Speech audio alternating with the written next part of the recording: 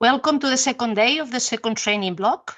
Before we start, let me mention the 2 sessions scheduled for this morning, including the final remarks. From 9 to 10:30, we are going to present the session Trends in Technology Enhanced Learning. Then we have 30 minutes break as usual. And at 11 till 12:30, we have the final session about quality in online learning courses. And at the end of the second sessions, we will continue immediately with the final remarks I mentioned of the 4 sessions given these 2 days. So let me start with today's session about trends in technology enhanced learning. Here are the contents we are going to address now. Trends in higher education, where we'll give you a more general concept of what we understand by trends, presenting a framework that can inspire and situate you a little. Then we have the second topic about trends in teaching enhanced learning in higher education, exemplifying just some of these trends like artificial intelligence, learning analytics, extended reality, and micro-credentials. And finally, we will give you, as always, some conclusions of the sessions as takeaways that we expect can be useful for you. So let's start with the first topic, contextualizing what we understand by trends in higher education.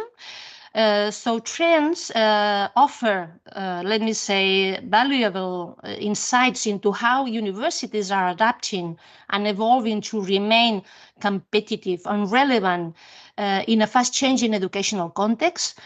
According to Westheim in 2019, they highlight the innovative approaches institutions are adopting to differentiate themselves, providing a clear snapshot of the current state of the art in higher education. We first thought it was interesting to define trends as the broad, predominant directions in which higher education is evolving and transforming. So these trends are not isolated. They reflect deeper shifts in societal needs, technological advancement, and the demand for more inclusive and flexible learning environments. So understanding these trends helps us anticipate future challenges and opportunities, ensuring that higher education continues to thrive in an ever-changing world.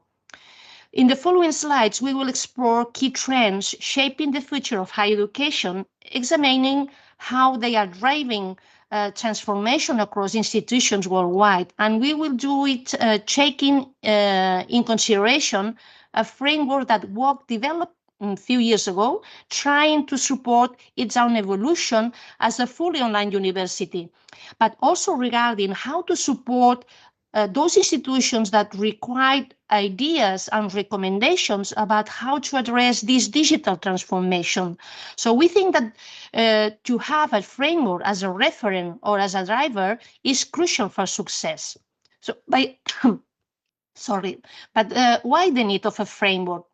So in this regard, the development of the ideas framework follow a structured multi-stage research process designed to capture and address the complex challenge in higher education. First, a comprehensive literature review was conducted to identify key trends and emerging challenges in higher education. Next, the team engaged in a stakeholder consultation, gathering insights from educators, administrators, and policymakers to ensure the framework reflects real-world needs. So the third stage involved a synthesis and analysis where data from the review and consultations were distilled into the 5 core pillars of ideas: innovation, digitization, equity, accessibility, and sustainability. Finally, the framework underwent validation and refinement through expert feedback to ensure its relevance and applicability. So this systematic approach ensures the ideas framework is grounded in evidence and tailored to the dynamic needs of higher education. Let me say that in this regard, we can say that the IDEAS framework provides a comprehensive approach to transforming higher education because it is addressing key trends and challenges in the quick evolving educational scenario. It emphasizes these 5 elements as interconnected pillars, driving meaningful change in teaching and learning. The framework also advocates for leveraging technology and innovations to create more inclusive, flexible, and accessible learning environments while ensuring that educational practices remain equitable and sustainable. So aligning these elements, IDEAS aims to empower institutions to adapt to the needs of diverse learners and foster resilience in higher education systems worldwide. But let's see in more detail all these stages I mentioned to try to better understand why trends in higher education are relevant to effectively transform teaching and learning. So let's go to see trends identified in this DES research. So referring to this first stage of the research, the trends identified in the DES research of the IDEAS framework, as I mentioned before, emerged through a systematic analysis of ongoing developments and challenges in higher education through this comprehensive literature review. These macro trends reflect shifts in pedagogy, technology, and institutional priorities driven by societal and technological change. First, as you can see, we have the online learning and teaching group of trends that highlights the expansion of digital education models, focusing on the adoption of online platforms and resources, collaborative efforts between institutions, let me say internationalization, and also the rise of MOOCs and the open educational resources underscore the need for accessible, globally connected education. So tools like learning analytics and initiatives to enhance digital literacy empower educators and learners to engage more effectively in online environments and hybrid modalities. So second group of trends was blended learning and teaching. So blended approach integrate the best of online and face-to-face learning, featuring innovations like flipped classroom and policies such as bring your own device. Let me say that these trends emphasize teacher development, adaptability, and flexible, personalized learning experience with a growing focus on enhanced assessment activities to support diverse learning pathways. And finally, the group of lifelong learning trends, which responds to the increasing demand for continuous skill development through, let me say, vocational education and training and partnerships between the universities and employers. And this acknowledges the importance of informal learning environments, enabling learners to acquire competencies through diverse non-traditional avenues. So these all trends, as you can see, collectively reflect the shifting focus on higher education towards flexibility, inclusivity, and digital transformation.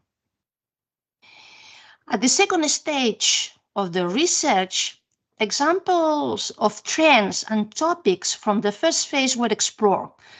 A total of 100 initiatives or a little bit more in online blended and lifelong learning, mainly from institutions in Europe, United States, Canada, Australia, and other places were identified.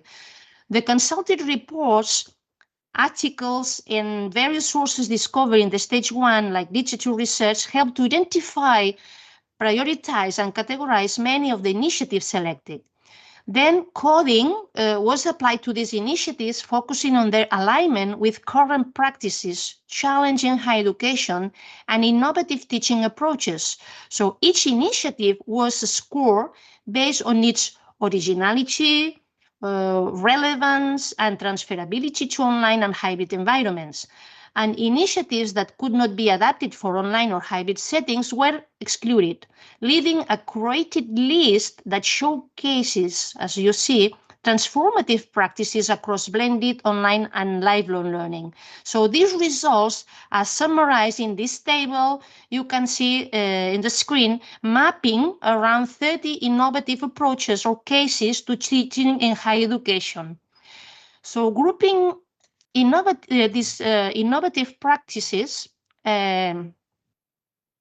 and original approaches to teaching in higher education, we can say that in this third stage, related to the thematic analysis we did, we group innovative practices and original approaches using a qualitative method that was applied to the 30 initiative or cases selected for further exploration.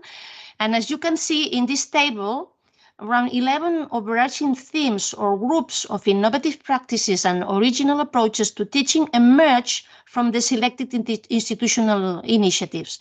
For example, just to mention some, active learning that comprises examples like learner-generated content or gamification means that the students actively participate in the activities because the learning design intentionally puts the learning at the center of the process.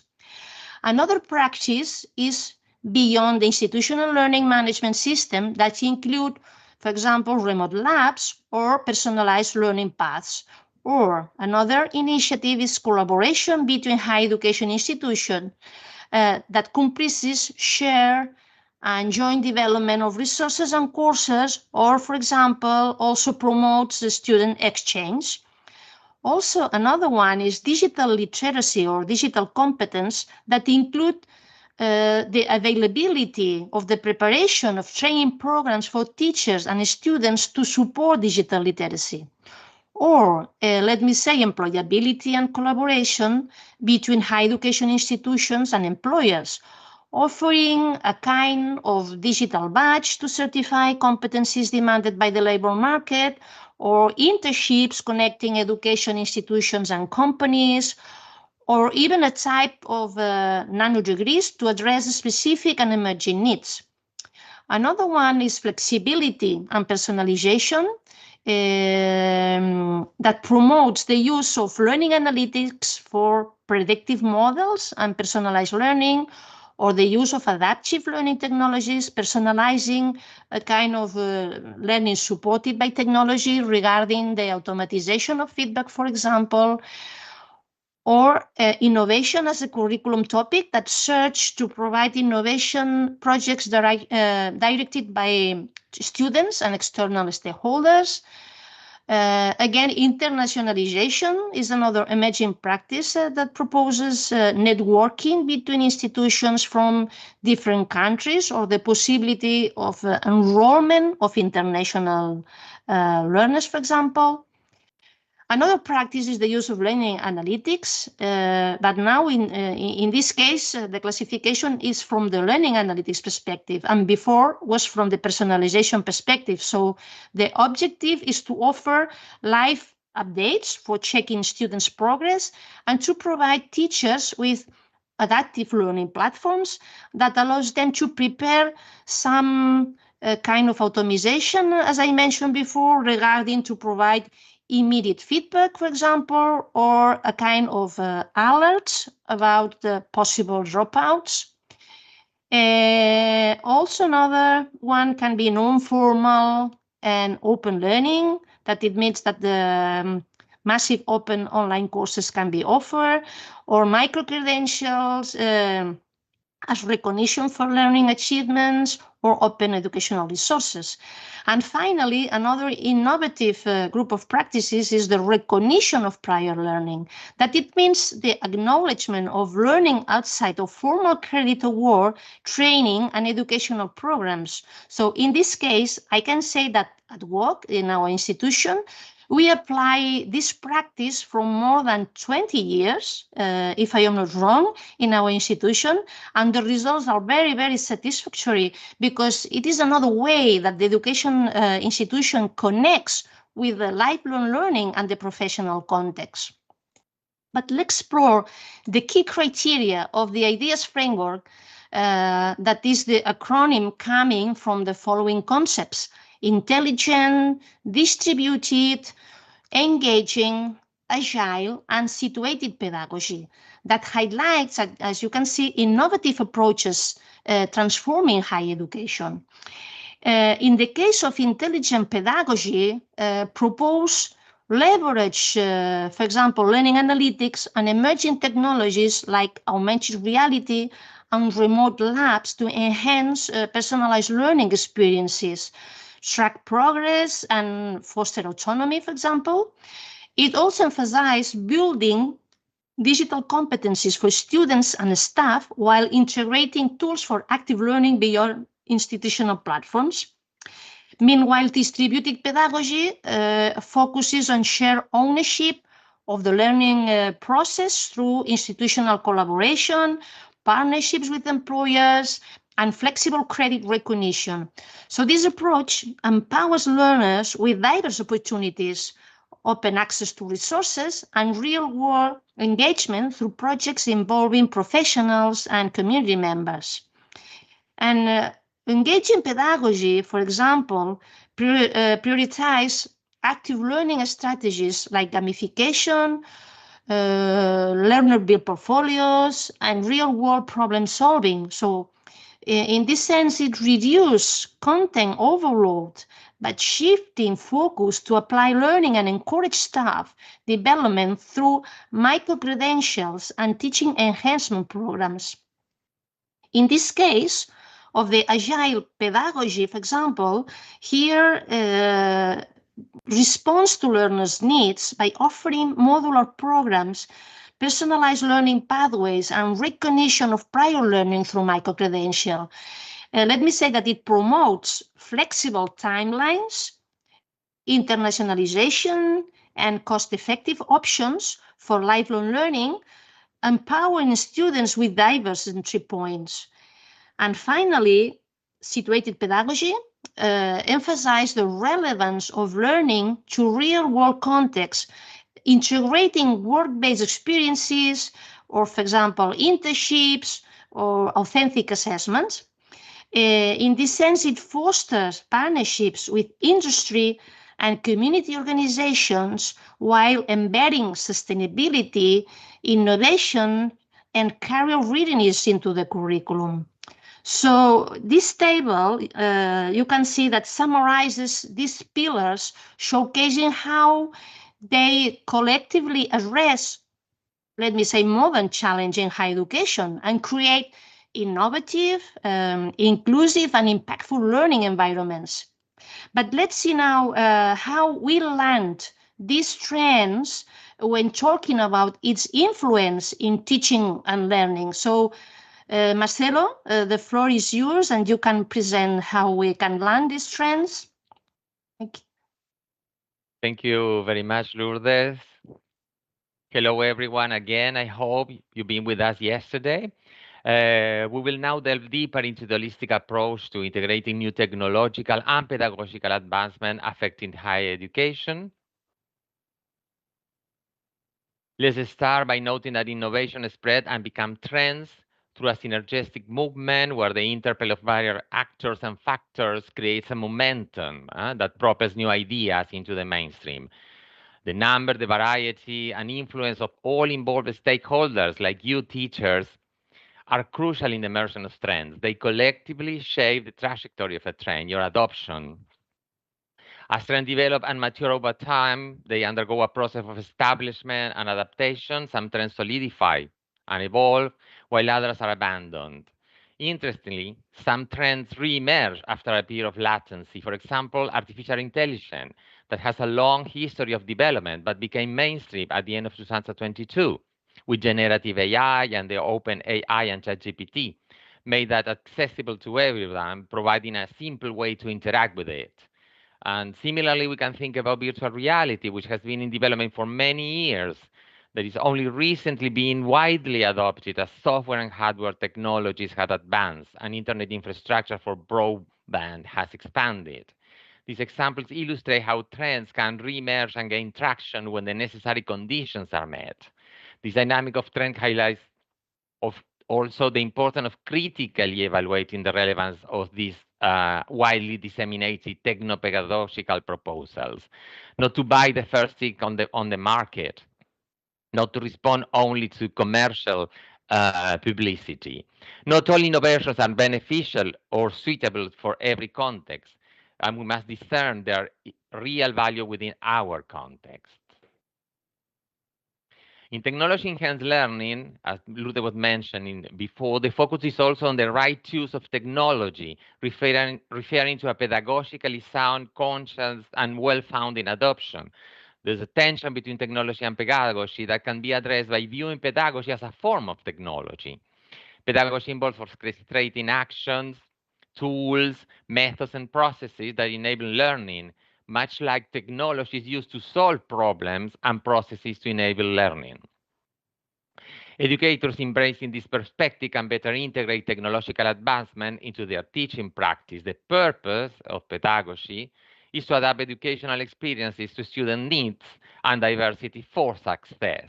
This requires a flexible and responsive approach, ensuring that all students have access to meaningful and effective learning opportunities. Educators should critically reflect on their teaching practices, seeking ways to enhance their methods and outcomes. But also institutional commitment and support are crucial for the integration and sustainability of these innovations. Without the backing and leadership of the institution, even the most promising innovations may fail to take root. Therefore, a collaboration effort between educators, administrators, and policymakers is necessary to foster an environment where innovation can thrive and last. There is a long list of innovations and forces that was presented before by Lourdes in the ideas framework that drive change. Here, we cite most relevant sources of trends like the Horizon Report series on the right of our slide, the Innovation Pedagogy series, and the OECD Digital Outputs, to name a few of the authoritative documents. Here we also cite on the bottom of the slide, the Innoted blog, that is an initiative from our Master in Educational Technology that presents main strengths in digital education based on a meta-analysis of these sources and others that is updated annually. Unfortunately, we have it in Spanish and Catalan, but with the use of AI, you can probably also have the possibility to check if it's of your interest. It's an open resource available to everyone. Of course, of these many, for example, the last analysis we did in September of digital trends, we identified 21. We won't go, it's not possible to go through all of them. So we will explore the most sound trends today, affecting both education and educational institutions. And we will analyze it also from the perspective of the teacher and also from the institutional level to understand that this is a combination of effort that must be taken into account. And not everything will rely on the teacher, the lonely rider, but it needs support. For doing so, we will analyze artificial intelligence, learning analytics, extended reality, and micro-credentials. Let's start by artificial intelligence. Artificial intelligence, as you know, is in the mainstream today. Everyone is at least concerned with that. And there are a lot of educational use that has been already proven to be effective. For example, for different actors like teachers and students, we will always consider that. We will not get into artificial intelligence into academics, but more into teachers and students. I mean, academic institutional broad approach. But for teachers, for example of use, AI can help automatically grade tests and provide feedback. And as we were discussing yesterday, important is to think also the role of the teacher in that part. I come back to that in the next slide. Teachers also may use artificial intelligence with a capacity of this adaptive learning platform that adjusts content to student performance and can help in personalizing learning. We are probably used from a longer period the use of AI with plagiarism detections applications. But there is also increasing adoption of chatbots for more routinely tasks like administrative support to students. We also discussed yesterday and today, I highlight also this interrelationship between learning analytics and AI, where learning analytics analyzes student data that identify trends and inform teaching strategies, transforming that data into actionable data. In terms of the student, we can think about a personalized tutoring, that there already existing applications and services where the student can interact with artificial intelligence and get instant support to their learning needs. We are probably also, like plagiarism detection, more used to writing assistant. And this is not exclusively to students, but also for everyone, that they provide real-time feedback on grammar, style, and clarity, improving our writing skills. They can help also AI applications to as study aids. They can generate quizzes and flashcards based on core material. It's interesting all the development that we are now seeing in terms of how to teach a student on self-regulated strategies, on how to question and how to work and interact with content in a more active way and explore with the use of learning analytics and go deeper into the subject matters. We can also use virtual learning environments, applications integrated that support interactive discussion analysis. We mentioned some of them yesterday in the second, in our second presentation. Or language learning. We can use artificial intelligence to adapt lessons to the user proficiency level. This is a very important and interesting chart that explains how much automation we will adopt in our institution and as teachers, no? And I wanted to highlight here that this is goes from the minimum to the maximum, and it's a good way to think about how we will use technology, not only artificial intelligence. We can put that framework also to analyze different technologies that come from the idea of no technology with no where the teacher has the full control. I think this is not existing anymore, but we can move from that to the right and go, for example, with the use of technology as providing supportive information, where it's like a teacher has a full control, but this is the teacher assistance technology. And then we move forward to partial automation, where technology controls a specific task, so the teacher monitors technology. With conditional automation, where technology controls broader set of tasks, and the teacher monitors incidentally, but can resume control at all times. He's quite control of that. There's high automation, where technology controls most tasks automatically, with teacher control and monitoring is not required for a specific task, and then full automation. Of course, this is not probably the best scenario we want to adopt, and it's not technology yet there for the moment. So the adoption of AI within institutions depends on many factors. And here I highlight the main ones. First of all, literacy is understanding how this AI works. Of course, the perceived ease of use. We need user-friendly interfaces to actually find that it's easy to adopt and adapt. This explains why, for example, OpenAI in 2022 gained so much support, because it provides a very easy-to-use interface. Another issue is how we interact with that and what we can do with the most from it. The other thing is the trust in technology, the confidence we can have on these systems, how they perform, reliable and ethically. Of course, I was mentioning institutional support, the funding for AI tools and infrastructure, and related to literacy, the professional development, ongoing training and support for educators and students, us as teachers, with that commitment to help students in learning how to better use artificial intelligence. And also collaboration opportunities, where we learn together. We all know that, how to work together in teamwork, or in groups, in a community of practice. Coming back to AI literacy, there's a quite new framework of AI literacy that was developed by UNESCO. This is available online. I only want to highlight here in this competency framework that is a very comprehensive one, a very detailed.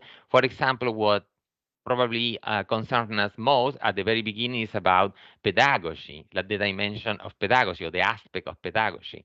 I here just highlight one of them. There's 3 levels of development of this competence. In the deep end, that is intermediate level, AI pedagogy integration is defined as teacher being able to adeptly, correctly integrate AI into design and facilitation of student-centered learning practices to foster engagement, support differentiated learning, and enhance teacher-student interaction with the aim of promoting empathy as well critical thinking and problem-solving skills. I refer you now to our presentation yesterday. We dedicated a few minutes to AI in support of learning design and learning monitoring. What is happening around the world? Here is a very new also study that examines websites of institutions and identify the best top rank universities in the United States about the policies they are implementing.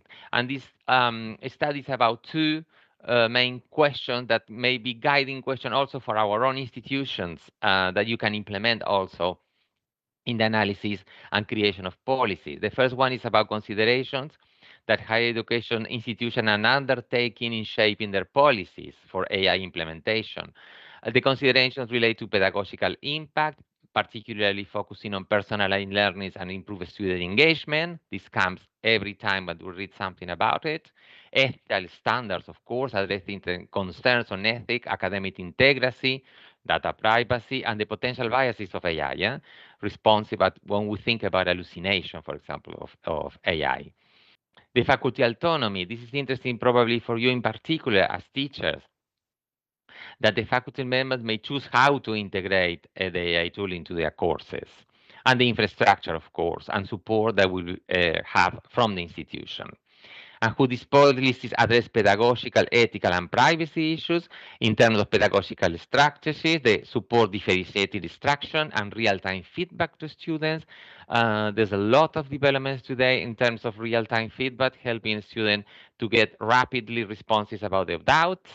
Ethical guidelines about responsible AI use, including transparency and decision making, and a privacy protection about student data.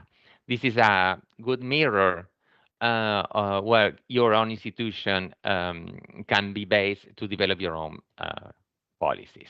I will just present briefly what we are doing in our institution as a case, as how we are implementing artificial intelligence at work. First of all, of course, we develop an institutional position and policy regarding AI. We created a team of inter-faculty and IT support to think about that policies. And there was also a very detailed information regarding how to integrate AI into the syllabus as it is presented in every syllabus of every course in our institution. At the same time, we have a Center for Teaching and Learning that name is E-Link. You know, they give support to all teachers within our institution. So they were working on teacher development course. We had access to Copilot to practice and drill and design. And we also had some internal competitive project that they're teacher-led, refer to AI and teacher feedback, as was mentioning, AI and learning analytics and dropout prediction, and AI chatbot for active student learning.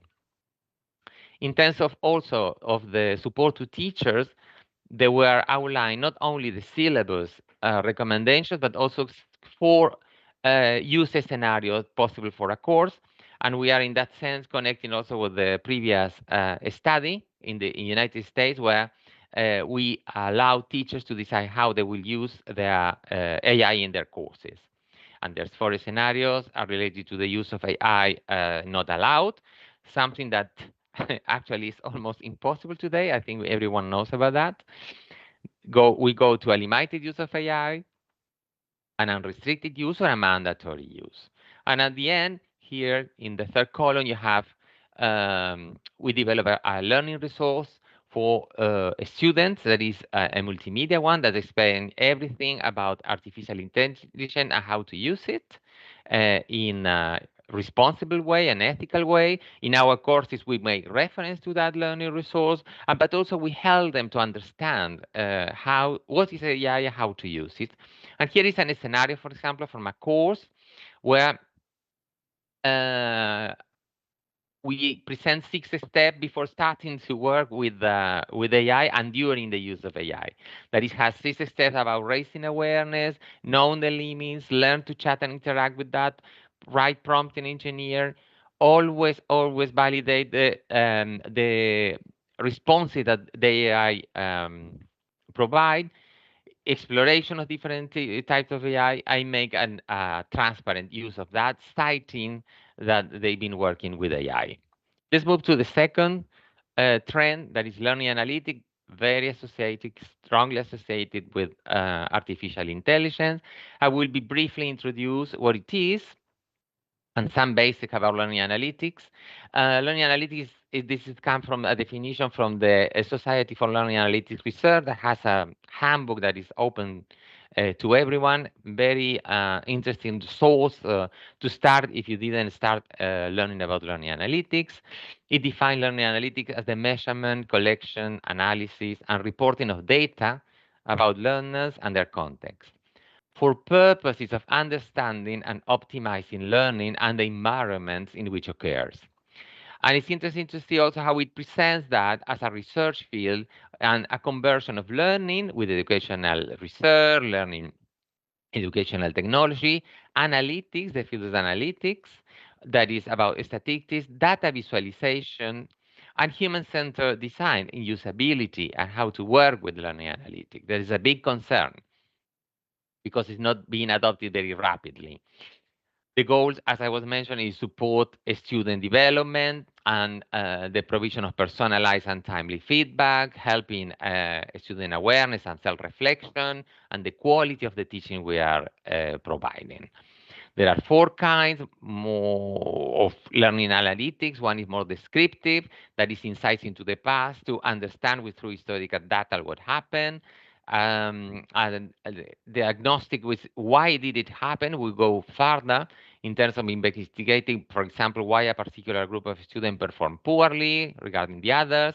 Predictive analytics is understanding more the future with all the data, is using past student performance data to predict what may happen, for example, and detect students at risk or the failing a course. Our prescriptive analytics is advice on possible outcome. It's a combination of historical data, real-time data, external data. An example of application is suggesting personalized study plans for students where based on their learning patterns and predicted performance. As you see, there are several uses of learning analytics. Factors for adoption replicate a little bit what we saw about artificial intelligence. It's about the user preparedness, the teacher readiness and willingness to use these tools. The technology available there and easy to use, the perceived usefulness of that, because if it's too hard, and this is one of the big issues regarding learning analytics and slow and poor adoption yet, is we have to change the mindset of teacher and demonstrate on the other side that how learning analytics actually can enhance teaching effectiveness and student outcomes. The other thing is about the data quality, the accuracy of the data, how you can rely on that and take actually decisions based on trust on the data. The institutional support comes all the time, the ethical consideration of our privacy and ethical issues. And of course, we need professional development on training and support for educators and collaboration opportunities again. So we are seeing that main factors affecting the adoption replicate, and there's a lot of work for the Centers for Teaching and Learning institution providing good professional development. As in AI, there's also efforts in defining literacy, data literacy, and I want to highlight here a quote of the OECD Learning Compass that situates data literacy as part of the cognitive core foundation of the future education. We know for sure now that digital skills are there. There's one that everyone needs to master, and they put it also data literacy as part of that. One of the most comprehensive and studied framework for data literacy it comes from the Learn to Analyze project. Here is a snapshot of the developments that identify competencies in learning analytics that start by data collection, go through data management, data analysis, data comprehension, data application, the ethical use of data.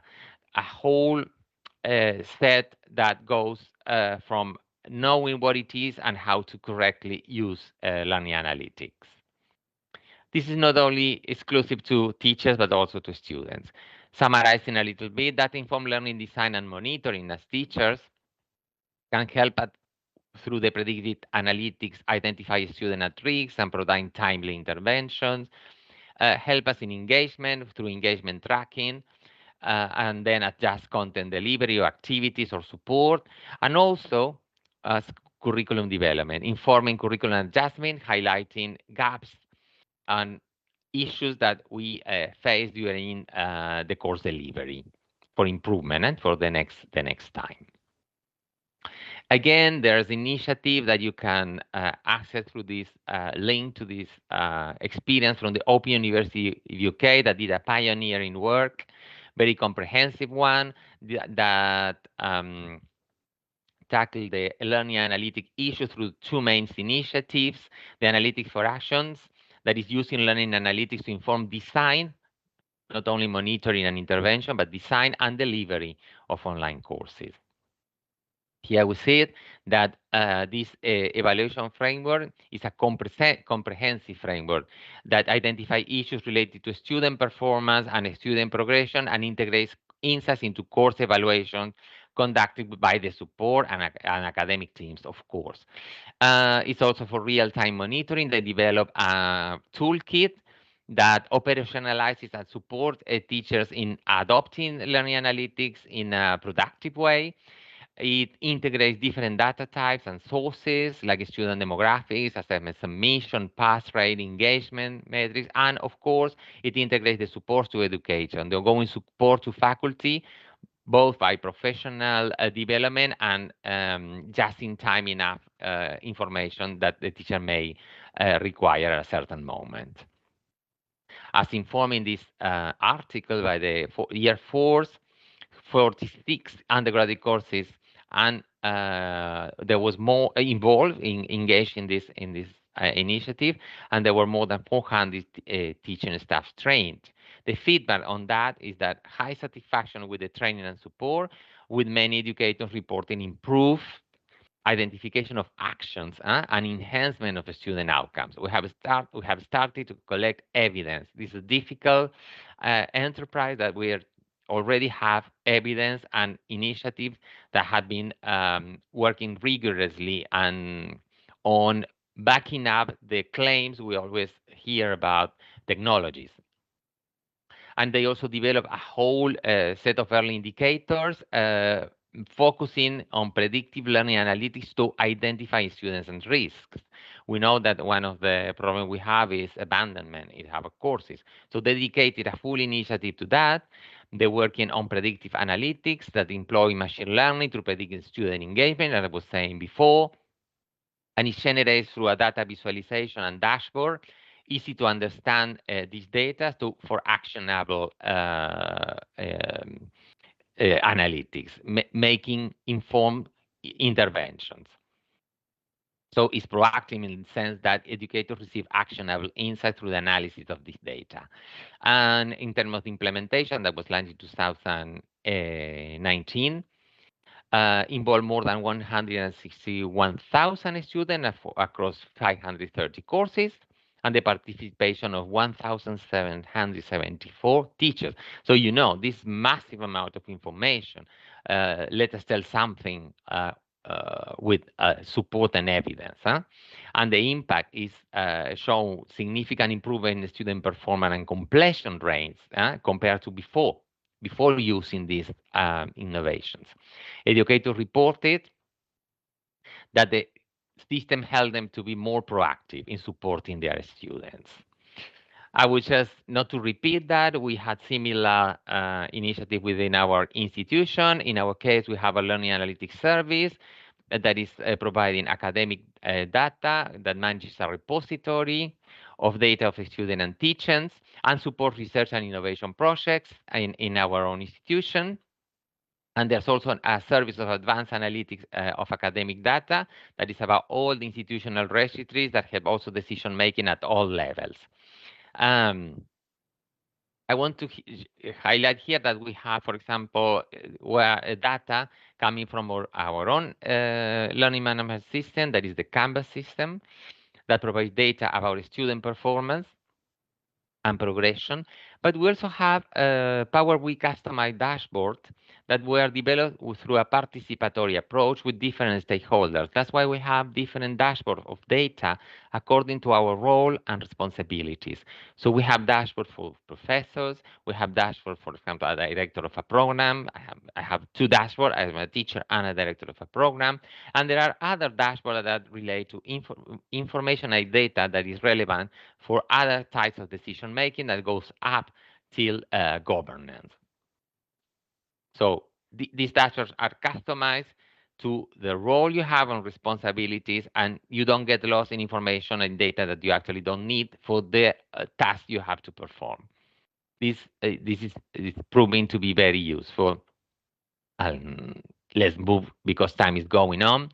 Let's go to extended reality, another of the trend that is already there. For those who didn't hear, or just to remind you about that, extended reality is an umbrella term that that integrates different denominations like virtual reality, augmented reality, and mixed reality.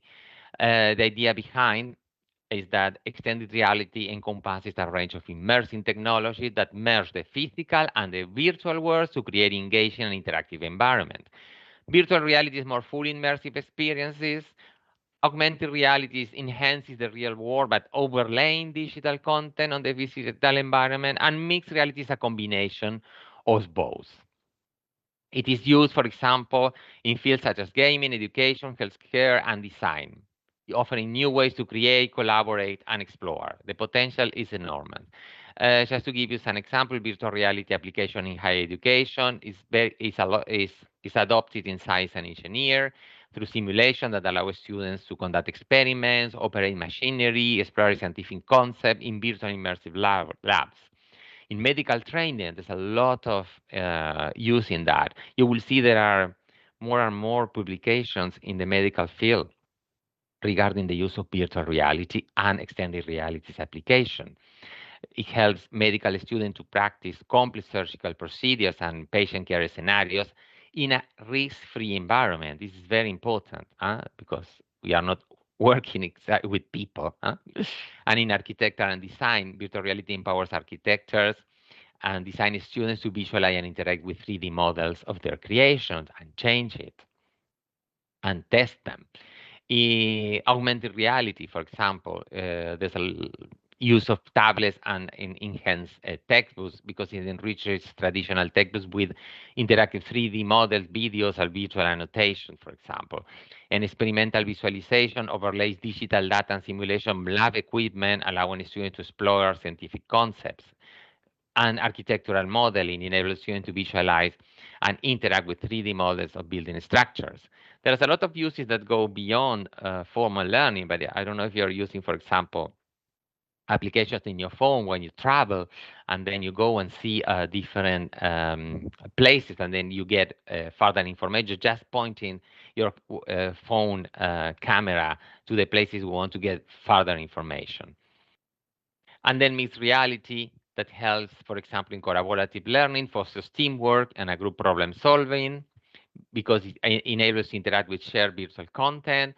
It allows hands-on experiences allows the student to manipulate and explore digital models using natural gestures and enhances tactile engagement, or remote instruction that enables remote instruction with instructor guiding students through virtual demonstrations and simulations. We already have documented experiences, not too many.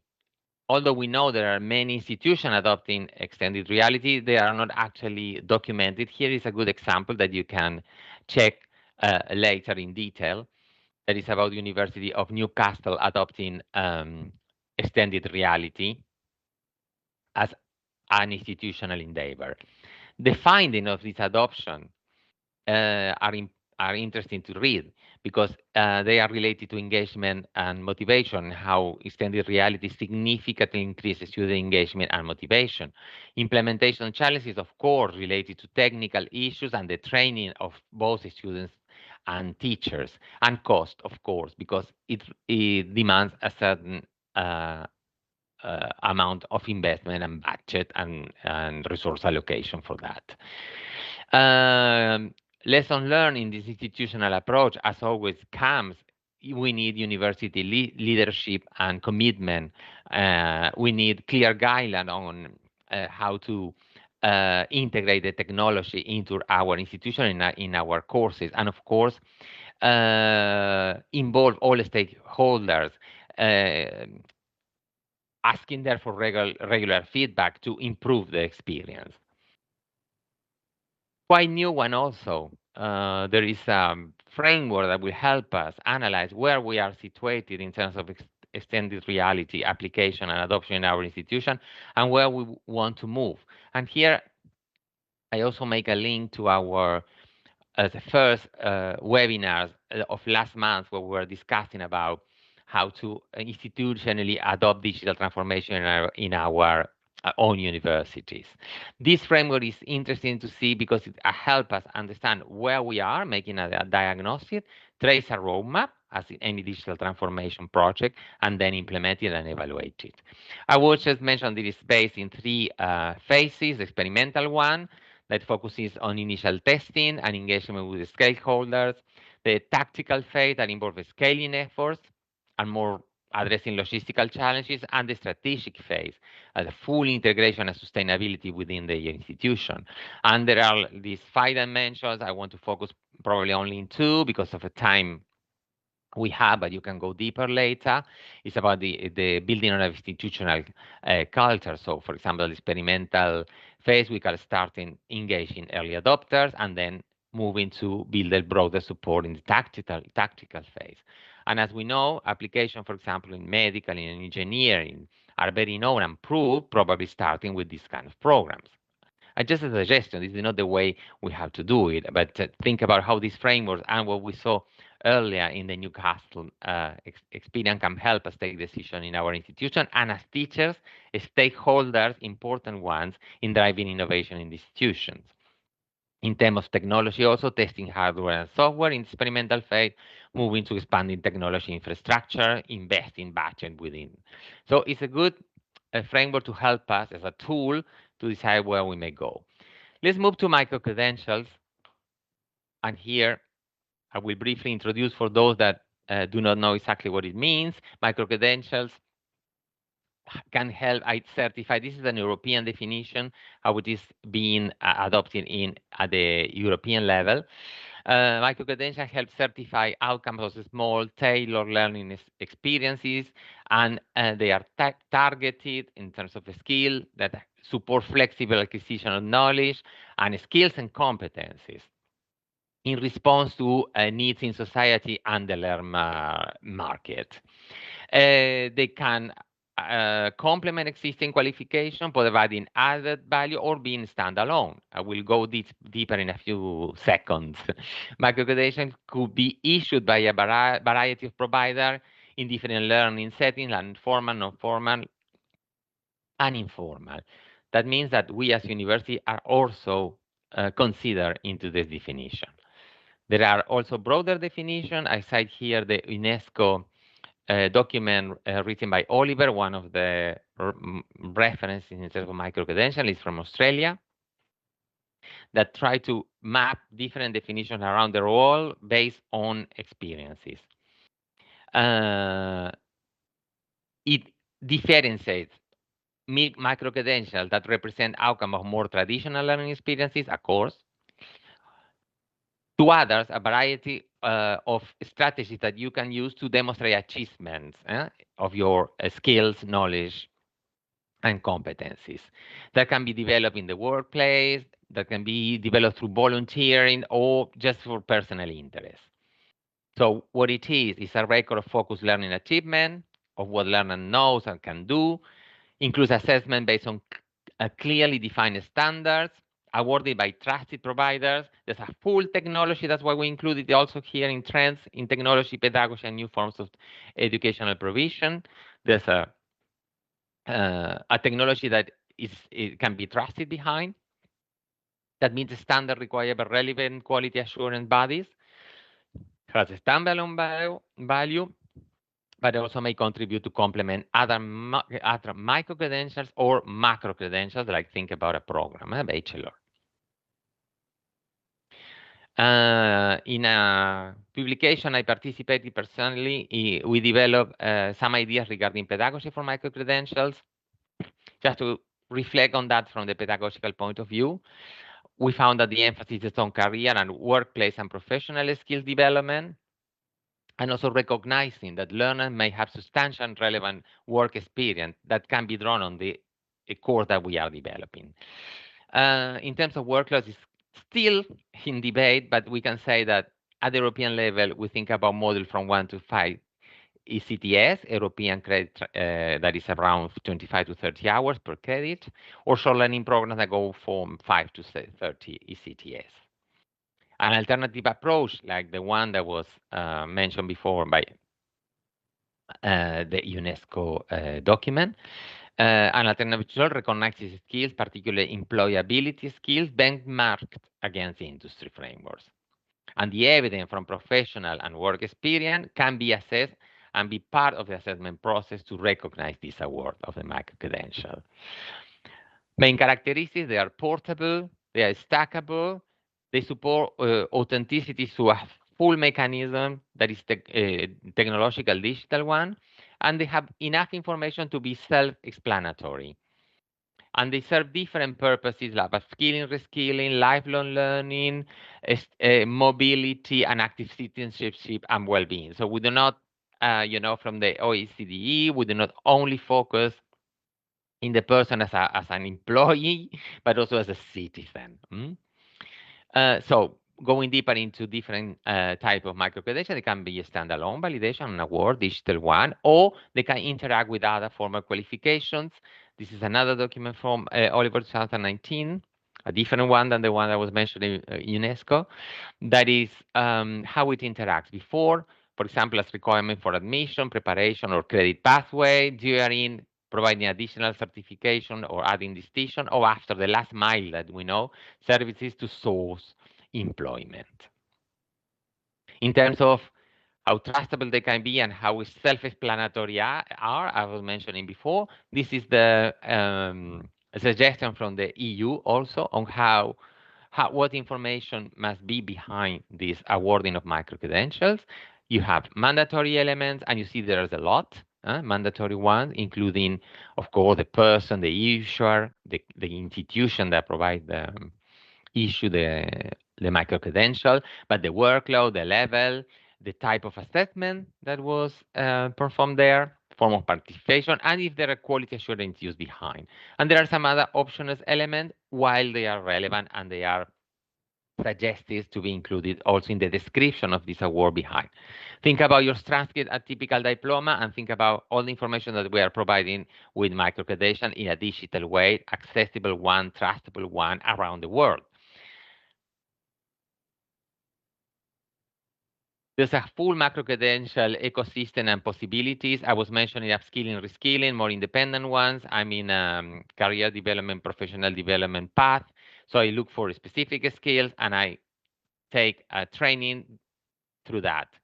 There's others that are, for example, this idea of bundling and bundling programs, where a program can be offered separately as as small building blocks, and that can be recognized after as part of this program if the person, the individual, decides to enroll in a program. The open bundling is a little bit different. Is how we can recognize prior experience of prior learning in other programs that can be uh, accepted in our own programs as part of their already skills developed. There's one that is more about professional recognition, that is independent one, where there's a whole system of assessment, where a person, an individual, goes to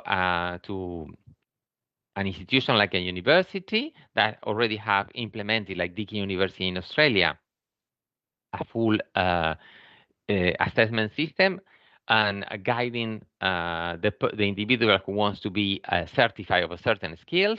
And there's a process with the person must submit evidence, explain. It's a little bit long to explain, but it's very robust and rigorous.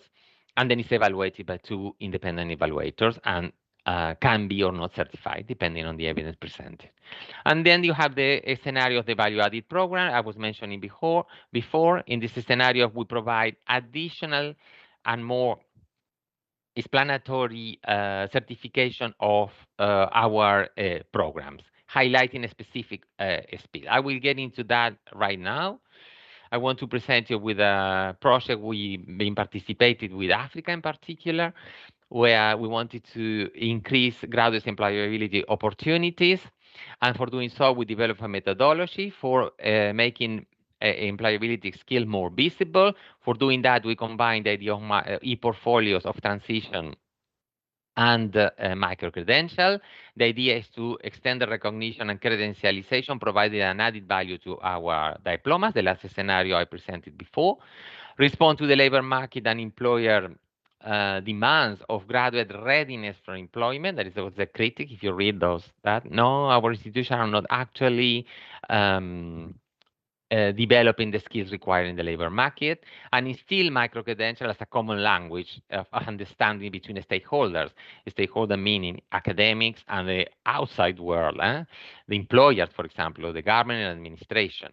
The idea based in this analysis is that the transcripts were very limited in terms of explaining the full capacities of our students. They were not sufficiently sound. They didn't provide it complete profiles of our students or what they have achieved in this sense, and how they could distinguish from others when they get into the labor market or they want to develop their career. And we also knew that the skills is a language that is used by the employers. So when you see a job application, you need to develop those skills. And usually transcripts and diplomas do not speak that language. So it's difficult to establish a dialogue when the language is not the same. And micro-credentials came here as a common language, certifying, for example, skills in our project. So we decided then to develop skills-based teaching programs, highlighting employability skills, where a student should use an e-portfolio to demonstrate that first to the academia and then to the employers. And then if they passed, they were certified micro-credentialized with these skills. Of course, it was a pilot to understand that. We use an e-portfolio in transition. E-portfolio had many different uses to showcase their achievement, but it can be also used within the institution for evaluation, for reflection, to keep track of the project. But we use that in this more hybrid approach of assessment and showcase. And for doing that, we base our main concept of e-portfolio in the SHIST toolkit. That is one of the most advanced, I think, developments in terms of what an e-portfolio is and how it can be used in the context of today world. Because e-portfolio can be used for evidencing employability skills and attributes, making sense of learning and achievement across the curriculum, and developing lifelong learning skills. I highlight those, although all of them are important. So the methodology is basically based in this movement between a competency-based portfolio and a digital micro-credentializing system where students go through a first path of what we call articulation, where they the inquiry into their own learning and practice and experiences. They reflect, select evidence, present to the teacher assess it, and if it passes, we did in the pilot also engage employers to phrase a different concept from assess, phrase the students' e-portfolios whole long and then we focus on what we said employability skills in creative thinking, communication, interpersonal problem solving, and digital skills. There's a long list in this of skills, but we focus on those one. Here you have on the left all the documents we produce that are open source and how to implement and mainly adapt the methodology to your own context. And conclusion was that the the micro-credentialing process provides university recognition of employability skills on the basis of a transparent procedure and access to rich, concrete, and multiple evidence, while increasing students' self-awareness, own confidence, and building external trust. This was one of the many hypotheses from the very beginning. We did an experiment and pilot in our university also, but also in the three African, where we involved 13 lecturers, 169 students, and employers. Let me say that COVID came at the moment we were working on that, so it downsized the number that we were expected, but we were on 10 undergraduate programs and one graduate program. And main feedback that I put here, the qualitative one, probably more interesting sometimes to listen than from the lecturer's perspective, that this methodology we propose broader the perspective of what it entails to make graduates competent enough to become employable, and it helps in university curriculum transformation and identifying gaps and needs at the same time. From the student's perspective, they use the portfolio that added value to their diploma, attaining skills, and also present real up-to-date evidence of their actual achievement and competencies. And of course, one of them was dreaming a little bit, saying that employers should be in the system from the beginning. This is something hard to do, but at least we engage them in a certain period by the end. From the employer's perspective, we asked them also about the experience. That the evidence presented, for example, in the skills, clearly illustrated their problem-solving, communication, and teamwork skills because they have access to more information. I know there's a drawback to that is more time demanding, but there are systems developing today and AI behind supporting in that.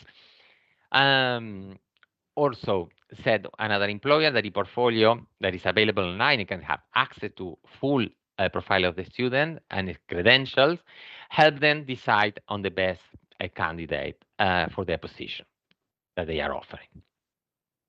From an institutional level, there's also our initiative within our institution of changing our educational offer, adopting micro-credentials, adapting to the labor market demands today and student demands, thinking about what we know as the 60 years curriculum, lifelong learning. We never stop learning, providing more modular training based on competencies, thinking about micro-credentials of portability and digital verification, and mobility of this around the European level.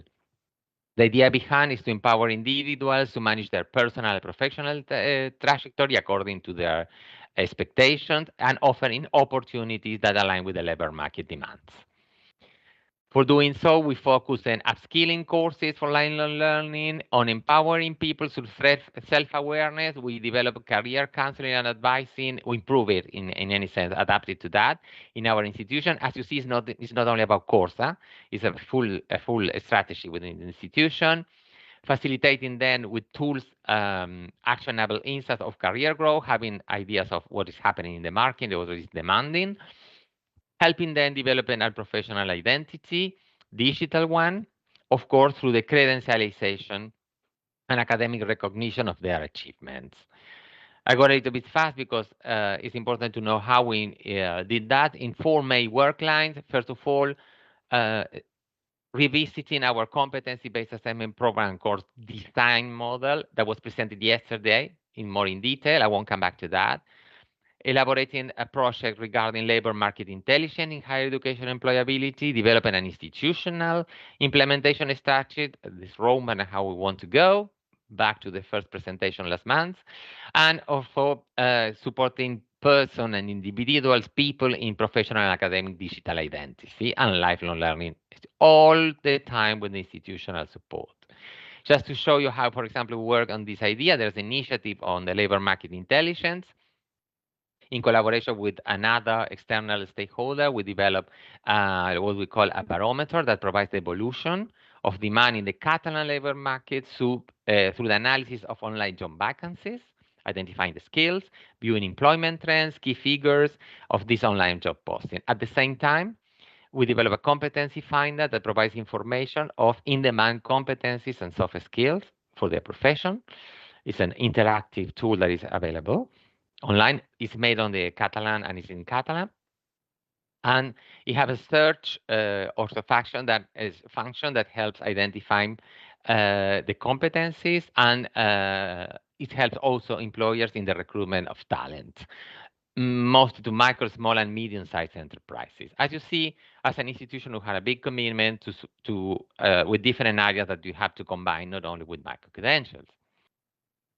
In terms of the strategy and the support to lifelong learning and academic and career development, this semester we started with 64 micro-credentials that we conceived, most of them, not all of them, related to other programs. And here is an illustration, simplified one, how we go from micro-credentials to ECTS that can be recognized in a specialty diploma, that is a 12 ECTS, that can be recognized also in a 30 ECTS expert diploma, or can even, depending on the micro-credential, be recognized as part of as a block of the master level. As you see, this is the full strategy covering, and we are starting also. I was starting in September with these micro-credentials. We are learning at the same moment. So conclusions.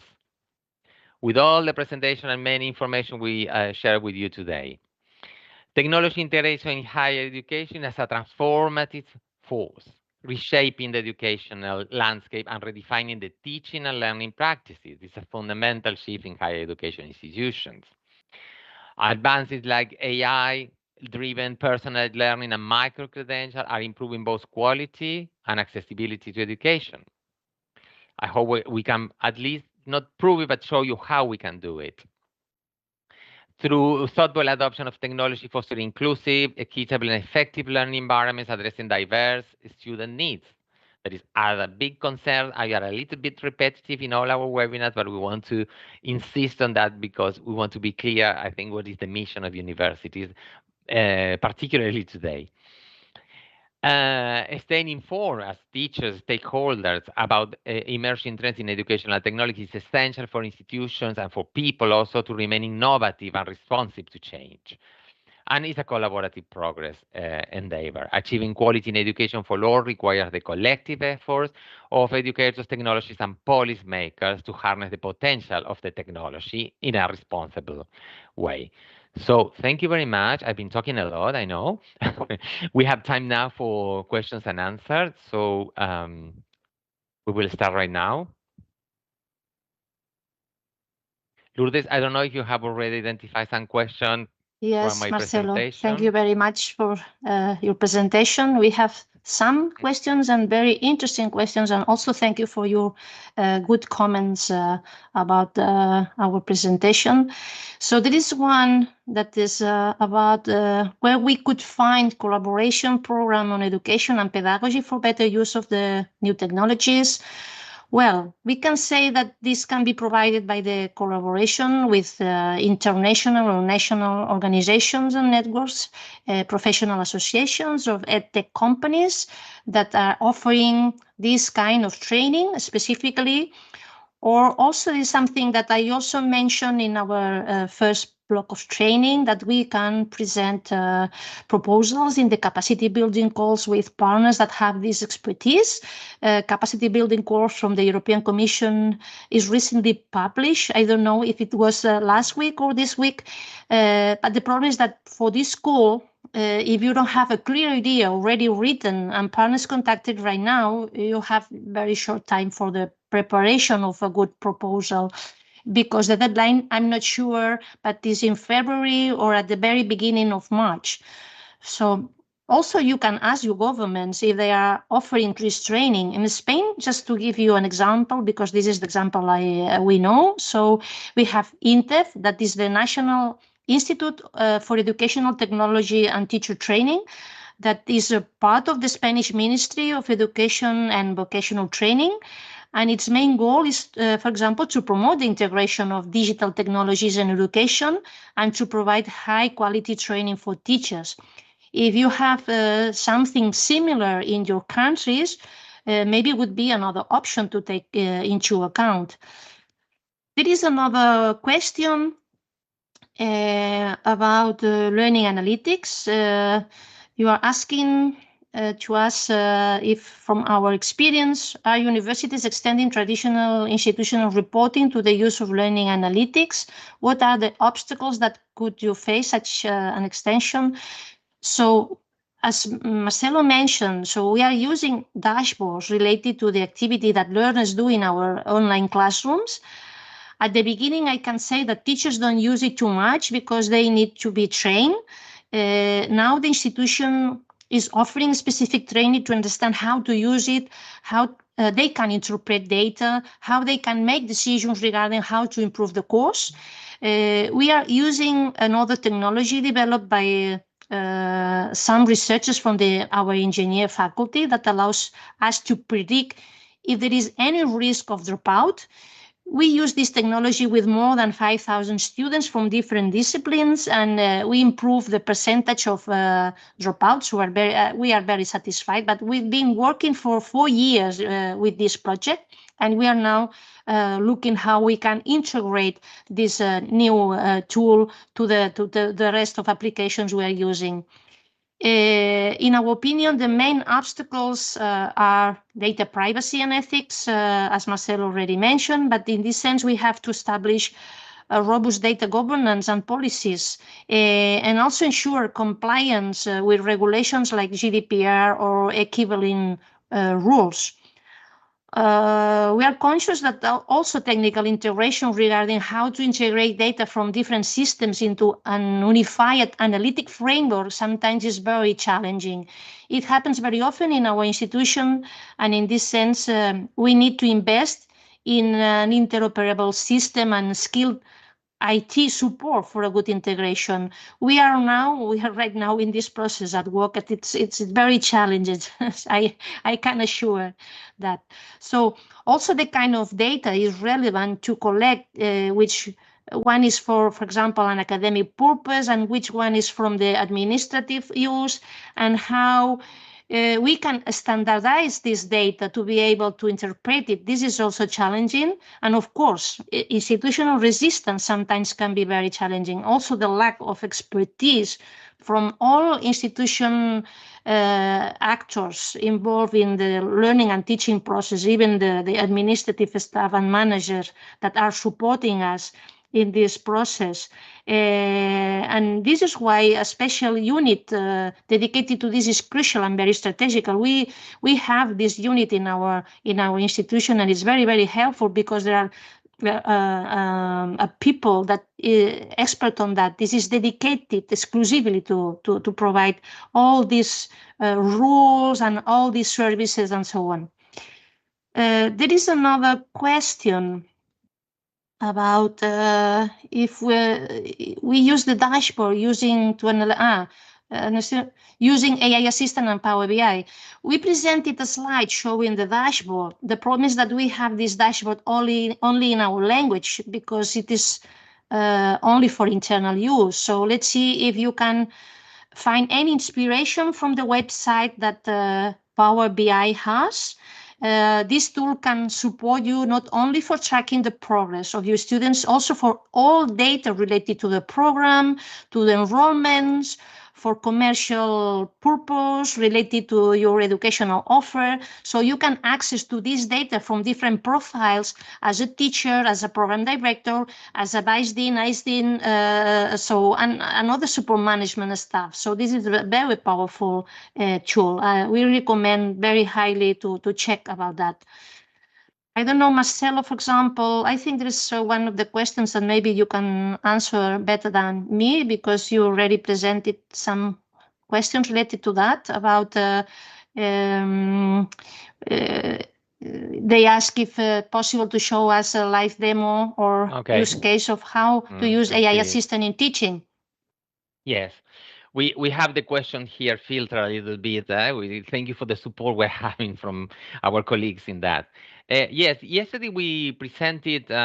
It's not easy to find free versions, open ones of this, but we yesterday shared with you the initiative from Contact North in Canada that is still available on the website about a teaching assistant pro that helps and have different application of that. They have, if you go to the website, I don't know if we can share the link on the chat, and then you can see there's a video, for example, to watch how to use these tools, and it have different applications like the syllables that we showed yesterday. In particular, we dedicated some time, but you also have another one for the creation of multiple choice questions, to create, for example, rubrics, to create slides presentations.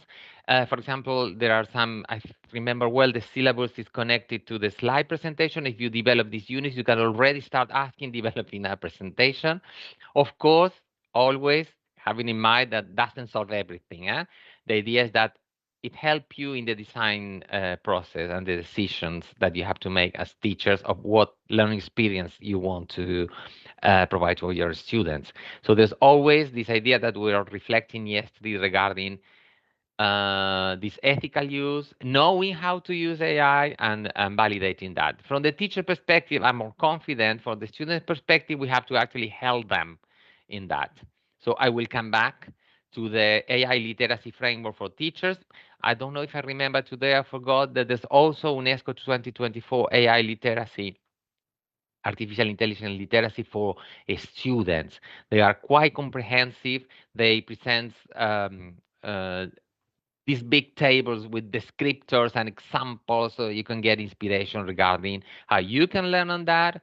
And this is how your Center for Teaching and Learning or support to professional development institution can develop that, or how you as a teacher can teach your own students about the right use and correct use of AI in a productive way, not being afraid of that, but adopting that and using it in a productive way. So I would suggest come back to that. I think we share the link on the chat. I don't see it, but I'm sure they share that link about the AI Teaching Assistant Pro, just to try. See, because the one important thing to learn about AI is about reading about that, but exercise on that, practice, and then learn from your own errors, and see how I can. For example, I'm learning a lot on how to develop an engineer prompt, for example, or exploring other tools and what are their affordances and how much I can rely on that. I will check if there's another question. Thank you very much, because I have in here information regarding that you are exchanging tools, experiences. This is the idea, to create a community of professionals where we exchange our experiences and information and resources we know. So thank you very much for being active in that sense. The purpose of this initial activity that we did through these webinars and the guidebook that you also received is to start the conversation, or to foster the conversation, to fuel the conversation regarding all these topics. Because core reality on that, the reality of all that will be possible if we embark everyone in this discussion. Let me see if there's another one. Yes. I don't know if it relates to the question regarding. Sorry, Lourdes, you wanted to say something? No, go ahead. Okay. There's another question regarding, if I interpret it well, about the analytics, how to use analytics for better course design development. Okay. Yesterday, I mentioned one, and I would like also to ask my colleagues if they can share the link there. That is a tool that is also available for free to try, but you can go far from this. That is the balanced design planning tool that is based on research, and applies constructive alignment concepts and learning outcomes, and it helps develop student-centered learning on the typology of activities of Diane Lorilar activities. So to think about the experience, not only in terms of content we want to work in our course, but how skills and knowledge is developed in our courses. These tools, you can see also a video there, presentation that show you how you can use that in that tool that has, from our perspective, one of the unique tools available today, at least free online, where you make decisions regarding your course based on pedagogical concepts, as I mentioned, types of activities that it must be engaging, alignment of assessment and methodologies and strategies that we use, and the balance between face-to-face, because it's thought mainly for blended, but it can be also for fully online. The balance between an hybrid approach to that. And how it does it. Once you take all decisions, you start completing your design course, then you can go to a dashboard that analyzes this data and provides you with visual representation of your decision. And you can see, for example, and check how much face-to-face and online time I'm proposing in my course, how much workload for my student, how many collaborative or individual activities or tasks I'm designing, and then I can refine that because I say, oh, my intention was to be more hybrid or more flexible, but now I see that I put a lot of time and efforts in the face-to-face. So through this dashboard, you can more or less analyze it more objectively because it presents you with that information and in a comprehensive way as a dashboard, and it helps you take further decision for refinement. So I will consider exploring that tool in particular.